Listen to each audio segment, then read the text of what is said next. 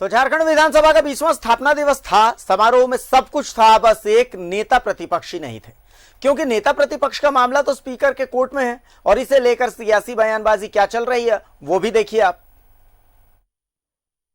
नेता प्रतिपक्ष पर आर पार, बीजेपी जेएमएम के शब्द बाण, एक का वार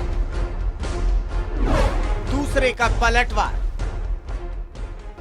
झारखंड विधानसभा का 20वां स्थापना दिवस था। कोविड के कारण समारोह सादा था, पर विधानसभा अपनी खूबसूरती पर इतरा रही। राज्यपाल थी, स्पीकर थे, मुख्यमंत्री थे, संसदीय कार्य मंत्री थे।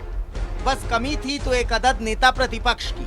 चूंकि अब तक नेता प्रतिपक्ष का मामला स्पीकर की अदालत में है, तो नेता प्रतिपक्ष की जगह थे मुख्य सचेतक विपक्षी दल। खैर, इसे लेकर जेएमएम की तरफ से प्रतिक्रिया आई।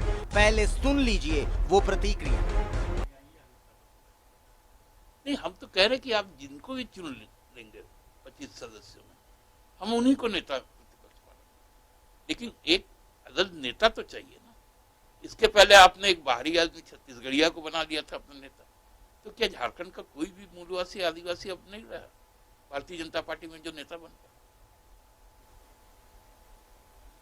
जैसे पैर में ठेस लगने पर बार बार चोट वहीं लगती है, ठीक उसी तरह बीजेपी को भी ये बयान दुखा, थोड़ा नहीं बहुत दुखा। तो प्रतिक्रिया भी जबरदस्त है। बयान देख रहे थे, उन्होंने कहा कि भारतीय जनता पार्टी को अब बाबूलाल मरांडी जी को छोड़कर किसी और को नेता चुन लिया जाना चाहिए। भाई, हम तो उन्हें कहते हैं कि चैरिटी बिगिंस एट होम, नेकी की शुरुआत घर से होती है। तो आप भी माननीय हेमंत सोरेन जी को छोड़कर नलिन सोरेन जी उत्कृष्ट विधायक चुने हैं, उन्हें विधायक दल का नेता चुन लीजिए ना, फिर हम आपके प्रस्ताव पर गौर करते हैं। लेकिन देखिए, मुख्यमंत्री जी ने कहा था कि विपक्ष के नेता पद के लिए भाजपा तरस जाएगी, और स्पीकर का पद होता है वो संवैधानिक पद होता है, इंडिपेंडेंट होता है। लेकिन ऐसा लगता है कि मुख्यमंत्री जी जो कर रहे हैं वो कहीं ना कहीं से स्पीकर की अदालत से भी वही चीज दिख रहा है। सियासत बयानों से चलती है और सियासी बयानवीरों को आप देख ही रहे हैं, लेकिन सदन चलता है लोकतंत्र के तहत। लोकतंत्र इस मामले में फैसले की इजाजत विधानसभा अध्यक्ष को देता है, तो इंतजार कीजिए उनके फैसले का। रांची से न्यूज़ 11 भारत के लिए राकेश कुमार की रिपोर्ट। और फिलहाल हमारे साथ दो सहयोगी जुड़ चुके हैं। सहयोगी राकेश हमारे साथ जुड़े हुए हैं सीधा, और सीधा हमारे साथ राजेश भी जुड़े हुए हैं। सबसे पहले राकेश का रुख करते हैं। राकेश, विधानसभा का स्थापना दिवस था, 20वां साल ही है, सब कुछ था, सब गहमा गहमी सारी चीजें थी, लेकिन एक अदद नेता प्रतिपक्ष नहीं था, जिसे लेकर के आज सियासत भी देखने को मिली। जेएमएम की तरफ से सजेशन मिला, सुझाव मिला, जिसका पलटवार जो है बीजेपी की तरफ से आया। सबसे पहले आपकी इस रिपोर्ट पर आपकी प्रतिक्रिया किस तरीके से देखें इस वार पलटवार को? नहीं, बिल्कुल, देखिए, इस पर सियासत वक्त के हिसाब से चलती रहती है। पूर्व में भी आपने देखा होगा कि झाविमो के जो 6 विधायक जो भाजपा में जिनका विलय हुआ था, तो उस मामले को लेकर भी तकरीबन 4.5 साल का लंबा वक्त लगा था भारतीय, और उस दौरान लगातार सियासी बयानबाजी जारी थी। ये कहा जा रहा था कि सरकार के इशारे पर इस मामले को लटकाया जा रहा है, और कमोबेश उसी तरीके की बात अभी भी कही जा रही है जब मामला बाबूलाल मरांडी का आया है, प्रदीप यादव का आया है, बंधु तिर्की का आया है। और इन मामलों को लेकर पहली जो सुनवाई है वो कल स्पीकर के कोर्ट में होनी है। 3 नवंबर को स्पीकर के द्वारा इनको नोटिस जारी किया गया था, और ये कहा गया था कि 23 नवंबर को आपको खुद या अपने अधिवक्ता के माध्यम से कोर्ट में पेश होना है। तो कल पहली सुनवाई है, तो बहुत खास कल का दिन रहेगा इन चेहरों के लिए जो लगातार इस बात को लेकर उम्मीद जताए हुए हैं स्पीकर से कि फैसला उनके हक में आएगा।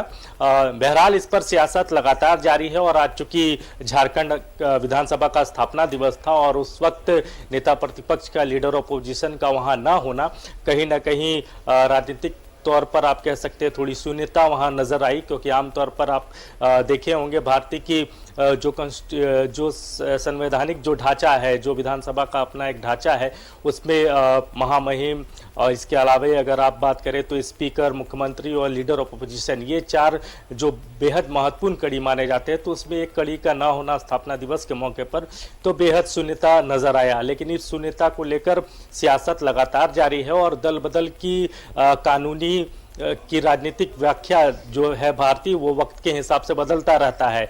इसके अपने अपने राजनीतिक मायने होते हैं और उसी के अनुसार से तीजे तय होती है। इससे पहले भी उसी तरीके की चीज़ें देखने को मिली थी, लंबा वक्त लगा था, तकरीबन 4.5 साल का वक्त लगा था और फिलहाल इस मामले को लेकर 8 से 9 महीने का वक्त हो चुका है। लेकिन बीजेपी के तमाम बड़े चेहरे, तमाम लोग, चाहे वो प्रदेश अध्यक्ष हों, सीपी सिंह हो या दूसरे जो उनके विधायक हैं, उनके तरफ से लगातार ये आरोप सरकार पर लगाया जा रहा है कि सरकार के इशारे पर इस मामले को लटकाया जा रहा है। जबकि पूर्व के अगर इतिहास को देखें तो जो जेवीएम के 6 विधायक जिनका विलय बीजेपी में हुआ था, उस मामले में फैसला आने में तकरीबन 4.5 साल का वक्त लगा था। और इस बीच बीजेपी के माफ कीजिएगा झारखंड मुक्ति मोर्चा के तरफ से ये भी सुझाव बीजेपी को दिया गया है कि भाई आपके जो 25 विधायक जो बीजेपी की टिकट पर चुनाव जीतकर आए हैं, उनमें से किसी एक चेहरे को आप आगे ले आइए, हम लीडर ऑफ अपोजिशन मानने के लिए तैयार हैं। चूंकि बाबूलाल मरांडी दूसरे दल से आए हैं, जेवीएम से उनका विलय बीजेपी में हुआ है और जेएमएम को लगता है कि उनको जो मैंडेट मिला, उनकी जो जीत हुई है वो बीजेपी के खिलाफ उनकी जीत है। लिहाजा अगर वो चाहते हैं कि बीजेपी में आए, नेता प्रतिपक्ष के तौर पर आए, तो उनको वो सीट धनबाद की सीट जहां से वो जीते थे उसको छोड़कर किसी दूसरे जगह से चुनाव जीत कर आना चाहिए। तो इस तरह की बयानबाजी लगातार चल रही है। लेकिन इस बीच निर्वाचन आयोग की तरफ से बाबूलाल मरांडी को मान्यता भी मिल चुकी है भारतीय, उनको बीजेपी का विधायक के तौर पर चुन लिया गया है निर्वाचन आयोग की तरफ से।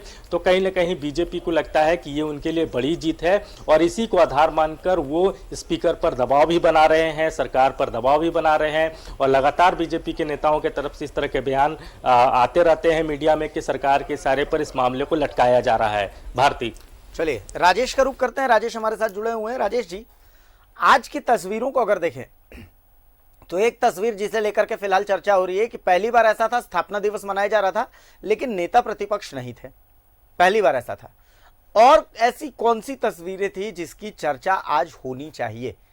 बड़ी खूबसूरत तस्वीरें आई हैं। एक मंच पर मुख्यमंत्री बैठे थे, राज्यपाल बैठी थी, संसदीय कार्य मंत्री बैठे थे, स्पीकर बैठे थे और साथ ही साथ आपके मुख्य सचेतक विपक्ष के बैठे हुए थे, तमाम चीजें थी, विधायक बैठे हुए थे, सभी ने अपनी अपनी राय भी रखी, स्वागत गान हुआ, विधानसभा को दुल्हन की तरह सजाया गया था। बड़ी खूबसूरत, बड़ी मनमोहक तस्वीरें कल भी आपने दिखाई थी।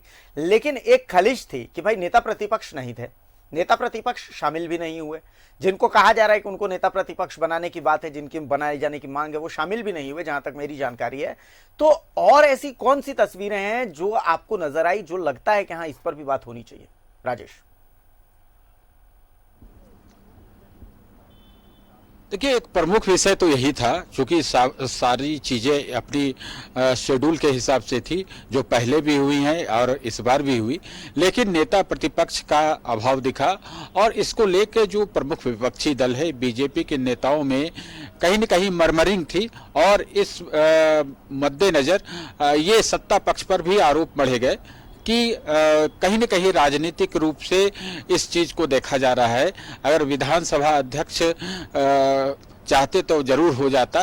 देखिए, ये बीजेपी का अपना तर्क है। बीजेपी के पास क्या है कि चुनाव आयोग ने, भारतीय निर्वाचन आयोग ने जो बाबूलाल मरांडी को राज्यसभा चुनाव के मद्देनजर जो वोटर बना दिया, बीजेपी उसी को आधार बना रही है कि चुनाव आयोग ने रिकॉग्नाइज कर दिया एज ए बीजेपी एमएलए, तो फिर स्पीकर को क्या दिक्कत है? लेकिन स्पीकर किसी भी विधानसभा के सबसे बड़े न्यायाधीश भी होते हैं, उन्हें क्वासी जुडिशियल पावर भी है और वो तमाम चीज़ों को देखकर ही कोई निर्णय लेंगे। चुनाव आयोग एक बड़ी संस्था हो सकती है और है भी, लेकिन उसने अपने स्तर से जो निर्णय लिया चुनाव के को लेकर, उसने मर्जन को मान लिया, इसलिए बीजेपी विधायक मान लिए गए बाबूलाल मरांडी और बीजेपी के विधायकों ने बाबूलाल मरांडी को अपना नेता मान लिया। लेकिन जो सदन है, सदन के कस्टोडियन होते हैं स्पीकर, स्पीकर को तमाम चीजें देखनी है। अगर बाबूलाल मरांडी को मान्यता दे दी जाती है बीजेपी विधायक के रूप में, तो फिर इसका अर्थ ये हुआ कि जेवीएम का बीजेपी में विलय मान्य हो गया। वहीं तब फिर 2 विधायक जो बंधु तिर्की हैं और प्रदीप यादव, उनका भविष्य फिर अधर में लटक जाएगा। तो ये बहुत ही पेचीदा मामला है और इसी को सुलझाने की कोशिश स्पीकर महोदय कर रहे हैं और इसमें विधि विभाग से भी राय ली जा रही है और ली भी गई है।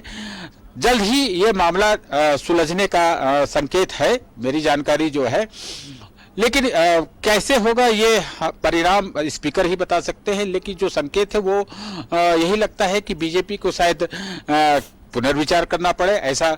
लेकिन फाइनली वो, चूंकि ये न्यायाधिकरण का मामला है और पहले भी ऐसे सियासी बयान आए हैं कि क्यों नहीं बीजेपी अपना कोई दूसरा नेता चुन ले, ये सत्ता पक्ष की ओर से भी आया, तो ये मामला सुलझ जाता। और देखिए, नेता प्रतिपक्ष नहीं होने के कारण ठीक है कि आज स्थापना दिवस समारोह में उनकी मौजूदगी नहीं रही, उनकी कमी खली होगी, लेकिन कई ऐसे विधायी कार्य, कई संवैधानिक कार्य भी रुके पड़े हैं। इसलिए इस मामले को सुलझाना बहुत ही जरूरी है और यही कमी आज के स्थापना दिवस समारोह में थी। और मेरी जितनी भी विधायकों से बात हुई विपक्षी दल की यानी बीजेपी से, उन लोगों का कहना यही था कि इस मामले का जल्द से जल्द निष्पादन होना चाहिए, कि बाबूलाल मरांडी को नेता प्रतिपक्ष बना दिया जाना चाहिए। और बीजेपी के नेता लोग तमाम प्रयास कर चुके हैं, पहले भी किए हैं, राज्यपाल से मिल चुके हैं, विधानसभा अध्यक्ष से भी जाके मिले, और उसके बाद ये आश्वासन दर आश्वासन दिया जा रहा है कि जल्द ही सुलझ जाएगा। लेकिन अभी थोड़ा इंतजार करना होगा, क्योंकि ये स्पीकर के ट्रिब्यूनल का मामला है और स्पीकर सर्वोपरि हैं, क्या करते हैं ये वही जानते हैं उनका।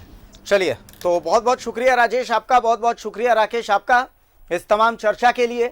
अब अपडेट तमाम फिलहाल इस मामले पर यही है कि इस मामले को लेकर के कल स्पीकर की कोर्ट में पहली सुनवाई है। अब उस सुनवाई का लबोलुआब क्या कुछ निकलेगा वो तो कल हम आपको बताएंगे, लेकिन फिलहाल अपडेट यही है। और झारखंड विधानसभा के बीच में स्थापना दिवस की तस्वीरें यही कह रही थी कि तस्वीरें बड़ी मनमोहक थी, तस्वीरें बड़ी खूबसूरत थी। हाँ, लेकिन इन तस्वीरों में एक कमी खल रही थी, वो तो कमी यही थी कि नेता प्रतिपक्ष मौजूद नहीं थे, क्योंकि नेता प्रतिपक्ष का जो मामला वो फिलहाल लटका हुआ है, अटका हुआ है।